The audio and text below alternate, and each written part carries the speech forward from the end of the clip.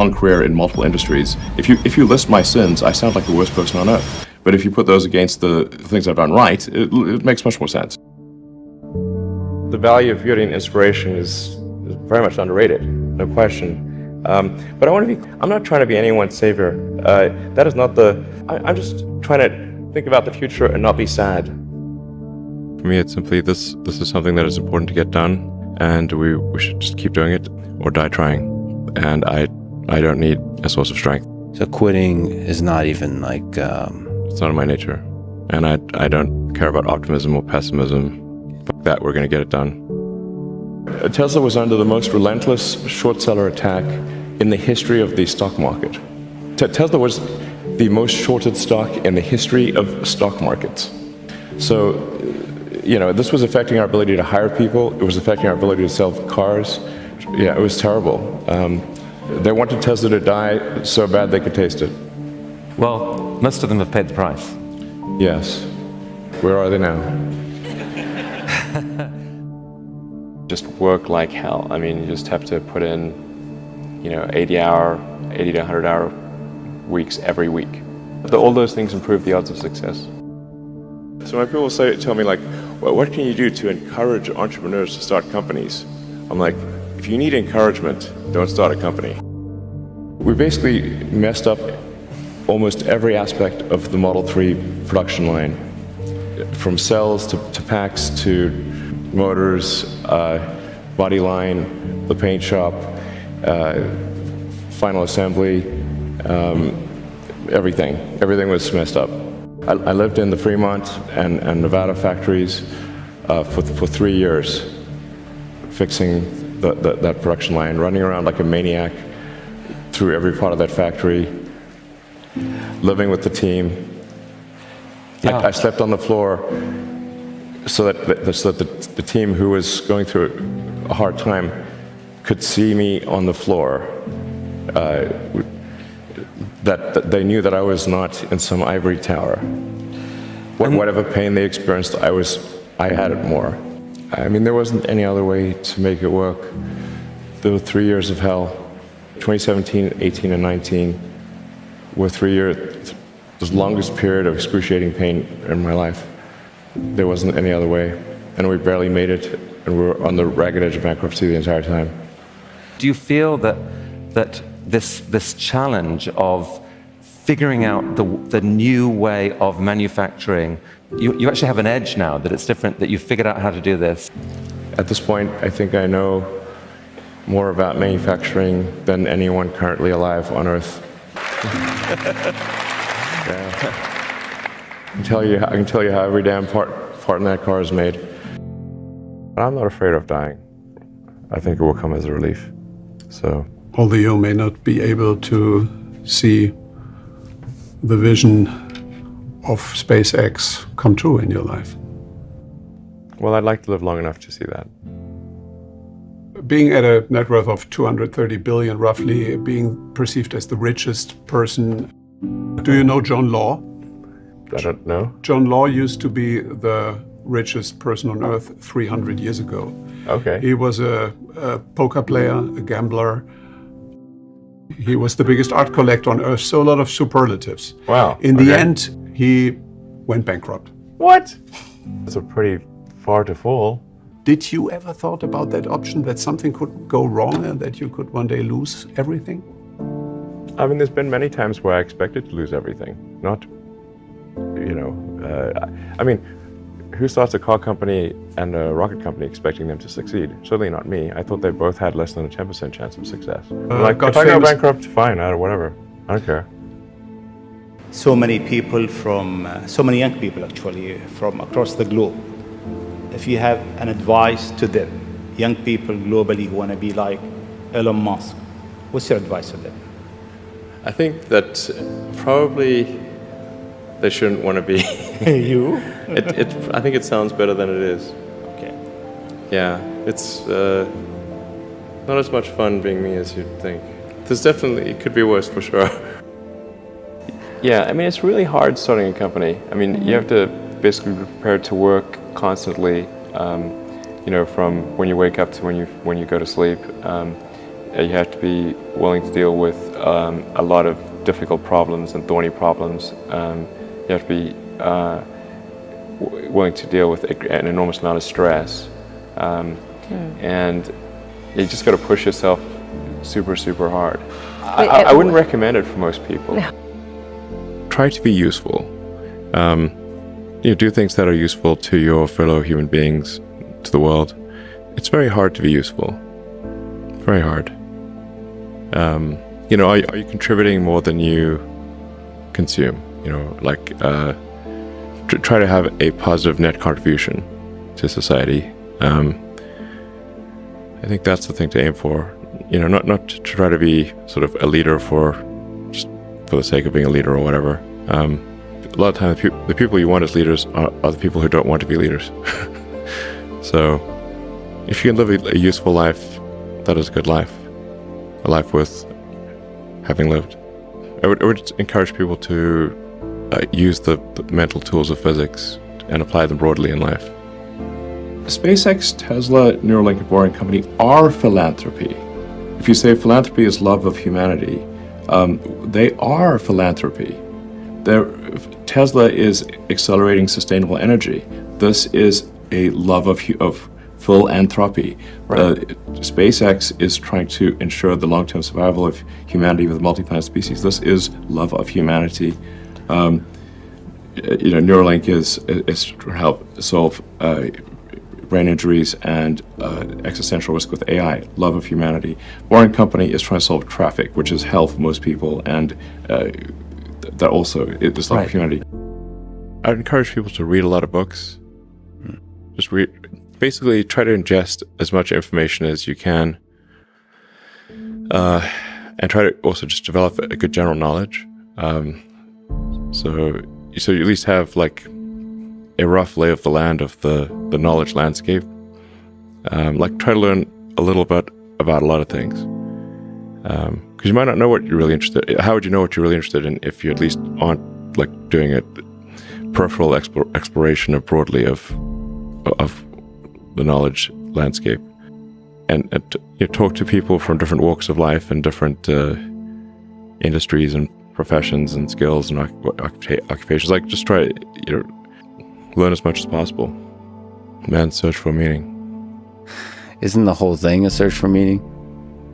What's the meaning of life and all, But just generally, like I said, I would encourage people to read broadly in many different subject areas, and then try to find something where there's an overlap of your talents and what you're interested in. So people may be good at something, or they may have skill at a particular thing, but they don't like doing it. Mm-hmm. So you want to try to find a thing where that's a good combination of the things that you're inherently good at, but you also like doing. When you had that third failure in a row, did you think, I need to pack this in? Never. Why not? I don't ever give up. I mean, I'd have to be dead or completely incapacitated. Essentially, the longer you do anything, the more mistakes that you will make cumulatively, which if you sum up those mistakes, will sound like I'm the worst predictor ever. But for example, for Tesla vehicle growth, I said I think we'll do 50%, and we've done 80%. Yes. But they don't mention that one. I'm not sure what my exact track record is on predictions. They're more optimistic than pessimistic, but they're not all optimistic. Some of them are exceeded, probably more are later, but they do come true. It's very rare that they do not come true. I mean, I don't aim to disrupt for the sake of disrupting, It's more like there's thinking about what set of actions are most likely to lead to a better future. And so, in order one of the things, obviously, in order for humanity to have a compelling future for civilization, is that we must have a clear path to a sustainable energy future. That's one of the things that I think everyone would agree with. I'm not someone who would tend to sort of demonize oil and gas, to be clear. This is necessary right now, or civilization could not function. So I do think we actually need, and actually at this time, I think we actually need more oil and gas, not less. but simultaneously moving as fast as we can to a sustainable energy economy. I was living in the factory in Fremont and the one in Nevada for 3 years straight. That was my primary residence. Not kidding, literally. Did you keep the couch? I actually slept in a couch at one point in a tent on the roof. And then, but for a while there, I was just sleeping under my desk, which is out in the open in the factory, and for an important reason. And it was damn uncomfortable sleeping on that floor. And always, when I woke up, I'd smell like metal dust. Yeah, but actually, I stopped using the couch because there's a little conference room and a couch there. I stopped using the couch and I just slept on the floor under my desk, so during shift change, the entire team could see me. And this is important because, like, you know, the team, if